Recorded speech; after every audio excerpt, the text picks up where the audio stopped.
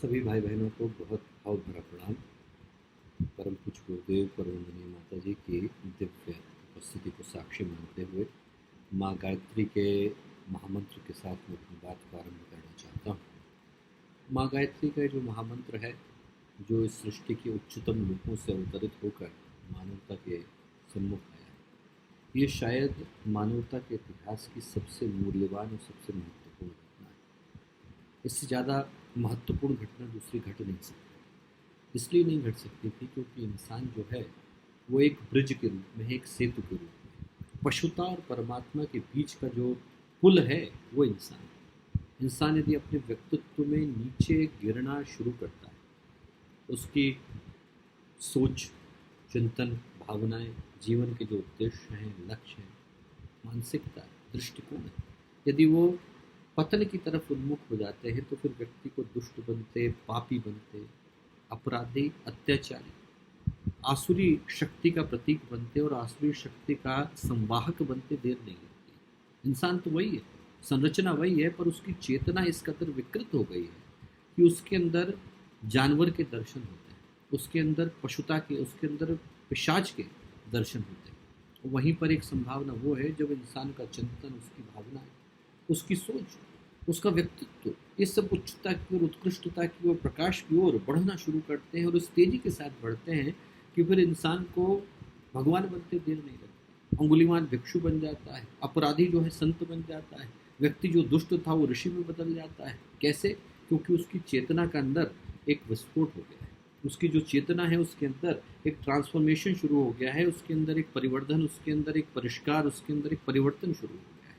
और उसी को गुरुदेव ने मनुष्य में देवत्व का उदय कह करके पुकारा। और मनुष्य में देवत्व का उदय करने के लिए परमात्मा की जो शक्ति, निर्णायक शक्ति, नियामक शक्ति, नियंत्रित करने वाली शक्ति है, उसका नाम है माँ। और वहाँ तक पहुँचने का जो माध्यम है वो मनुष्य के मन की भावना है। बाहर के कर्म नहीं, बल्कि इंसान के मन की भावनाएं निर्धारित करती हैं कि जो हम कर रहे हैं। बाहर की दृष्टि से तो व्यक्ति कुछ भी करता प्रतीत हो सकता है, पर अंदर की जो भावनाएं हैं वो निर्धारित करती हैं कि हम जो कर रहे हैं वो किस तरफ जा रहा है। हमारा जो इंटेंशन है वो किस तरह के आउटकम को पाने का प्रयत्न कर रहा है, ये तय करने का अधिकार सिर्फ मनुष्य के अंतर मन को है और किसी को नहीं। भावनाएं यदि शुद्ध हो, पवित्र हो, निश्चल हो, निर्विकार हो, जैसी छत्तीसगढ़ के प्रत्येक भाई की, उनमें से हर एक समय मिलता हूँ तो मन जो है आदर से भर उठता है कि ऐसे लोग भी इस दुनिया में।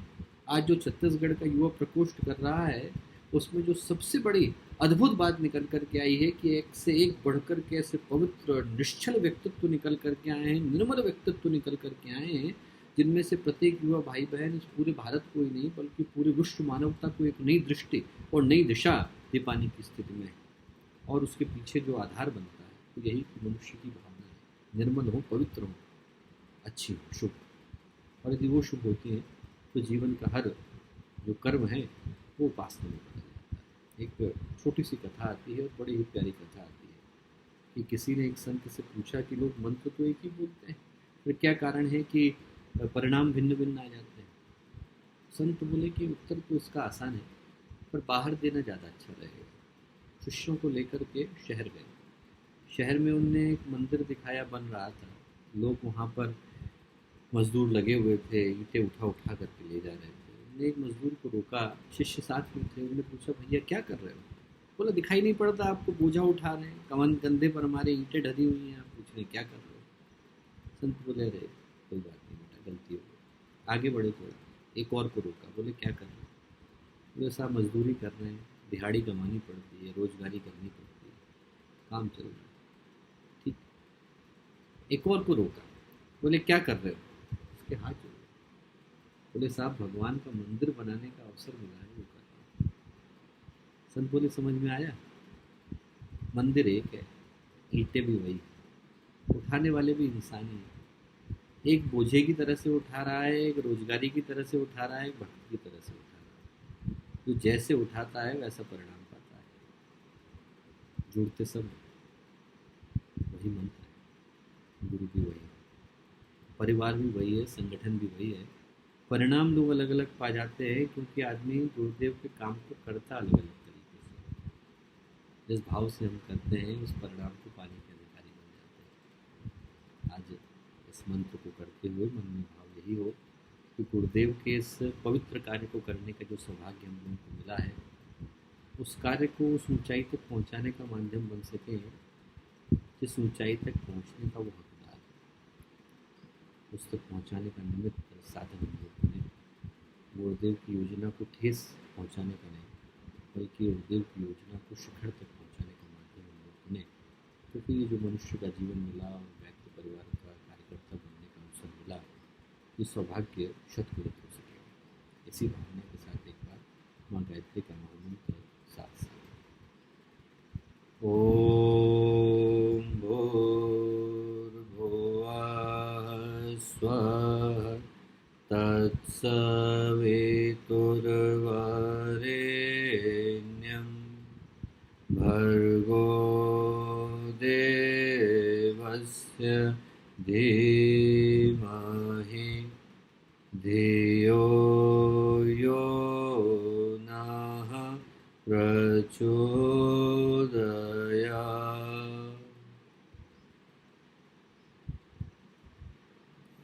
परम पूज्य गुरुदेव परम वंदनीय माता जी के दिव्य सानिध्य में आज के इस पुनीत अवसर पर जब एक ई माध्यम से हम लोग छत्तीसगढ़ युवा प्रकोष्ठ के द्वारा आयोजित इस कार्यशाला का हिस्सा बन रहे हैं और उस छत्तीसगढ़ युवा प्रकोष्ठ की कार्यशाला का हिस्सा बन रहे हैं, जिसके माध्यम से विगत दिनों में एक से एक बढ़कर के अभूतपूर्व कार्यक्रम संपन्न हुए हैं।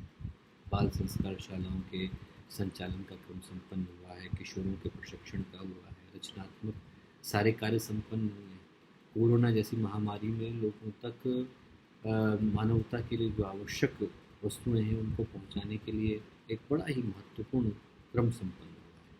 तो ऐसे व्यक्तित्व निकल करके आए हैं जो गुरुदेव की योजना के आधार पर विश्वास रखते हैं। पीड़ा और बदन का निवारण, मनुष्य का भावनात्मक निर्माण, मनुष्य में देवत्व का उदय, धरती पर स्वर्ग का अवतरण, इस तरह के भाव को लिए हुए जो युवा आज इस कार्यशाला का हिस्सा बन रहे हैं, उन सबको मैं शांति कुंज की ओर से, ये जो पवित्र धरती है जहाँ की कण कण के अंदर गुरुदेव और माता जी की चेतना का एहसास पल पल पे होता है, उस पवित्र धरती से आप सबको एक भाव भरा नमन प्रेषित करता हूँ।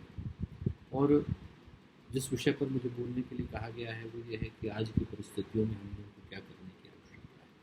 पहले तो ये समझने की आवश्यकता है कि आज की जो परिस्थितियाँ हैं वो साधारण परिस्थितियाँ हैं, बड़ी ही असाधारण परिस्थितियाँ हैं। ऐसी परिस्थितियाँ हैं जो मानवता के इतिहास में पहले कभी आई, ऐसा प्रतीत नहीं होता। इतिहास आप पलट करके देखो, पुराणों को देख लो, आप न्यूज़पेपर खगाल करके देख लो। मैं कहता हूँ पुराणों में भी न जाएँ तो इतिहास ही उठा करके देखें तो ऐसी जो घटनाएं आज की तारीख में घट रही हैं, चाहे वो कोरोना का संकट हो, और चाहे वो देशों के मध्य बढ़ते हुए तनाव हो, और चाहे वो लोगों के मन में घटती हुई समस्याएं हों, ऐसी परिस्थितियां इससे पहले कब मानवता के सम्मुख आई। इनके विषय में यदि हम जानना चाहें तो कहीं इतिहास के अंदर, पुराण के अंदर ऐसा जिक्र पढ़ने को नहीं मिलता, उल्लेख नहीं आता है जहाँ पर इस तरह की परिस्थितियों को हम लोग पढ़ सकें, जान सकें, उनके विषय में कुछ समझ पाने का अवसर हम लोगों को मिल सके। इसीलिए गुरुदेव ने वर्षों पहले चेताना शुरू कर दिया था कि जो आज की परिस्थितियां हैं वो मानवता के इतिहास की सबसे भीषण परिस्थितियां हैं, विभत्स परिस्थितियां, डरा देने वाली परिस्थितियां हैं। ऐसी परिस्थितियां हैं कि इसमें इंसान का कलेजा कांपने लग जाता है, उसके पैर उखड़ने लग जाते हैं, उसका मन जो है हिलने लग जाता है कि आखिर हो क्या रहा है।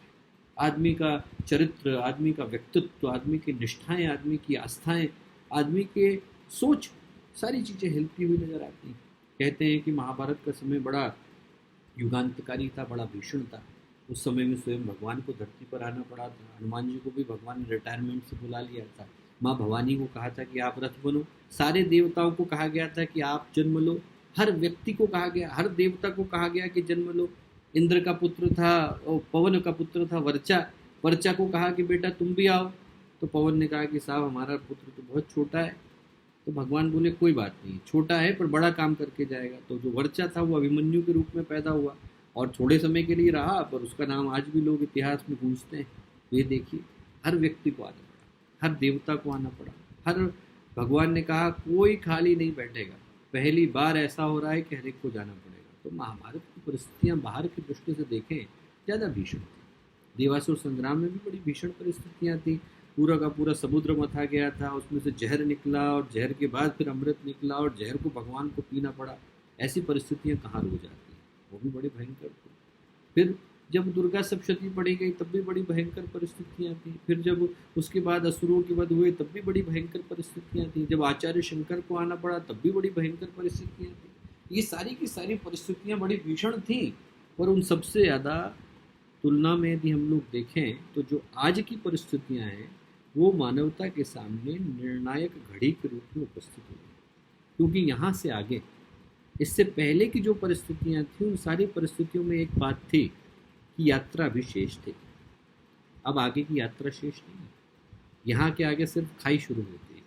इसलिए यहाँ पर तो ब्रेक लगाना अनिवार्य हो जाता है।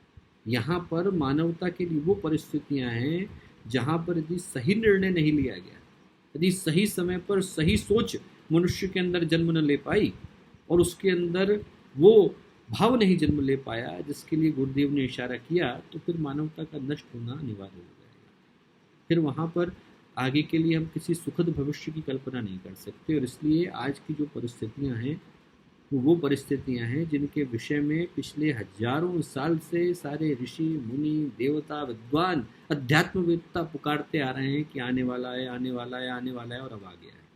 अब आ गया है वो समय जब इंसान को अपनी सोच को, अपने चिंतन को, अपने व्यक्तित्व को, अपने आचरण को बदलने के लिए विवश होना पड़ेगा, मजबूर होना पड़ेगा। क्योंकि इस बार जो देवासुर संग्राम हो रहा है दोस्तों, बाहर नहीं हो रहा, मनुष्य के मन के भीतर हो रहा है। सोच ही कलुषित हो गई, चिंतन ही विकृत हो गया है, भावनाएं ही प्रदूषित हो गई, आदमी का दृष्टिकोण ही भटकता नजर आता है। तो जब अंदर की ही सारी मशीनरी गड़बड़ा जाएगी तो बाहर तो गड़बड़ जाएगा ही। जब आदमी गाड़ी के अंदर ही गलत इंजन लगा करके बैठा है तो बाहर चाहे रोल्स रॉयस रख ले और चाहे लैम्बोर्गिनी रख ले, उससे फ़र्क तो नहीं पड़ता, इंजन तो बेकार है।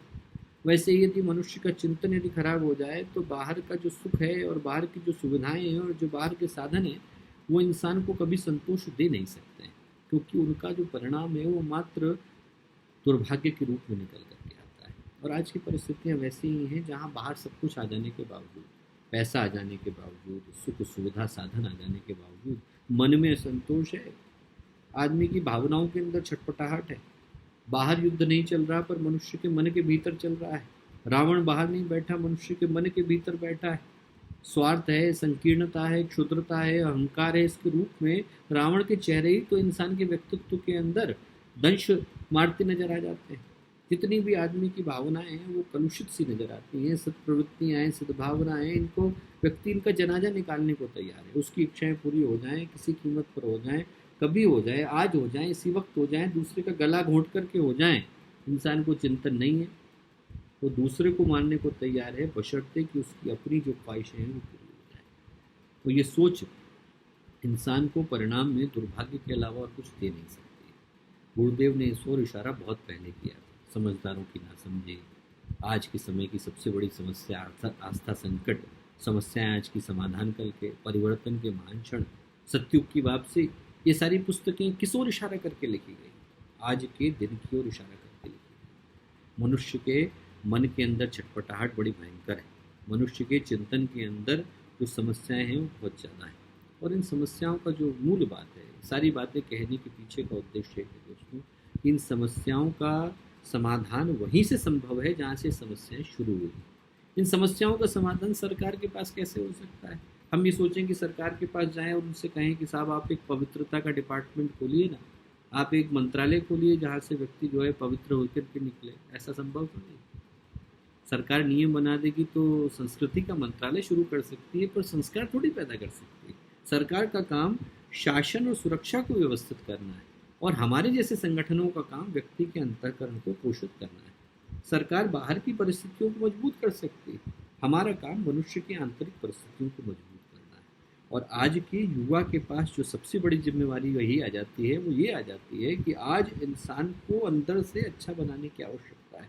यदि इस विश्व को कोई सही राह दिखा सकता है तो भारत का देश दिखा सकता है। और किसी के पास इतनी सामर्थ्य नहीं, इतनी संस्कृति, इतनी संस्कार, इतनी बढ़िया विरासत और कोई लेकर के नहीं आया। और कोई देश नहीं था जहाँ पर एक के बाद एक ऋषि आए हो, जहाँ पर एक के बाद एक तीर्थंकर आए हों, अवधूत आए हों, दरवेश आए हों, महात्मा आए हों, सिद्ध आए हों, संत आए हों, बाढ़ लगी रही हो, एक से एक बढ़कर के महत्वपूर्ण और पवित्र व्यक्तित्वों का जखीरा यदि कहीं पर देखने को मिलता है तो वो भारत की धरती के पास देखने को मिलता है।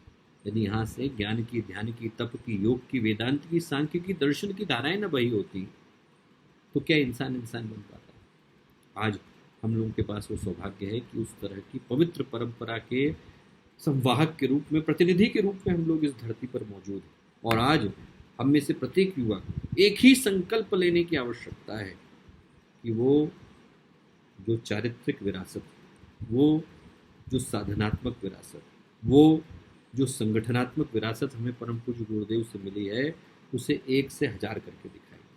आज हम में से प्रत्येक युवा घर घर तक उस चिंगारी को पहुंचा पाने की स्थिति में है और हम लोगों को उसे पहुंचाने की आवश्यकता है।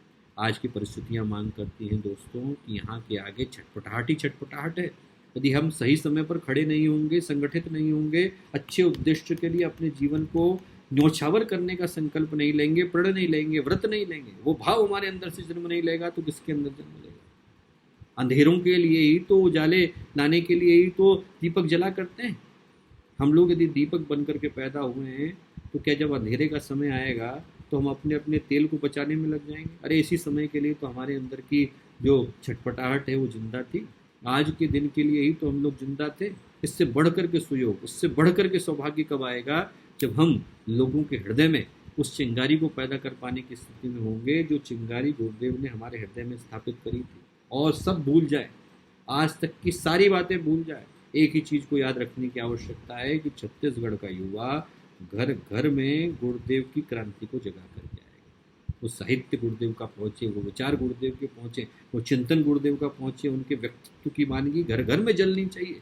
हर व्यक्ति को पता चलना चाहिए कि ऐसा मसीहा इस धरती पर आया था, संदेश दे करके गया। वो आया था और हमें बता करके गया कि इस संसार को किस पथ पर, किस गति के साथ चलने की आवश्यकता है। दिशा उनने दे दी है, ये तय करना हमारे हाथ में है कि उस पर हम गाड़ी कितने स्पीड के साथ लेकर के जाते हैं, लेकर के हमें जाना है। दोस्तों, आज की जो कार्यशाला है वो साधारण तरीके से नहीं आई, बहुत अच्छे भाव को लेकर के आई है, बहुत अच्छी सोच को लेकर के आई है। इस सोच को लेकर के आई है कि आज से पहले की घटनाएं अलग, बात की अलग, बाद की अलग है। आज के बाद हम लोगों को ये सोचना है कि नई गति कैसे दें, नया चिंतन कैसे दें, नई दिशा कैसे दें, नया भाव कैसे जगाएं।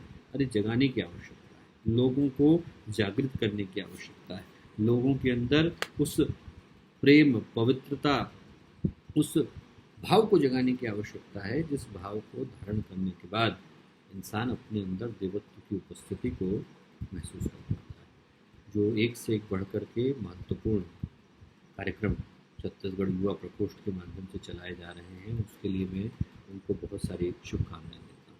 छत्तीसगढ़ गायत्री परिवार को बहुत सारी शुभकामनाएं देता हूँ। छत्तीसगढ़ के प्रत्येक गायत्री परिवार के कार्यकर्ता को बहुत सारी शुभकामनाएं देता हूँ। नमन करता हूँ आपके अंदर उपस्थित श्रद्धा को, संवेदना को, आस्था को, निष्ठा को भाव भरा प्रणाम करता हूँ और ये कहता हूँ कि शांति कुंज के प्रत्येक कार्यकर्ता की ओर से आपको अगणित, शतगुणित सद्भावनाएं हैं और बहुत सारी मंगल कामनाएं हैं कि आपकी कार्यशाला एकदम अच्छे, ऊंचे, उच्चतर उद्देश्य को प्राप्त करे, अनेकों के जीवन में नई भावनाएं प्रसारित करने का माध्यम बने, कारण बने। ऐसी शुभकामनाएं, ऐसी मंगल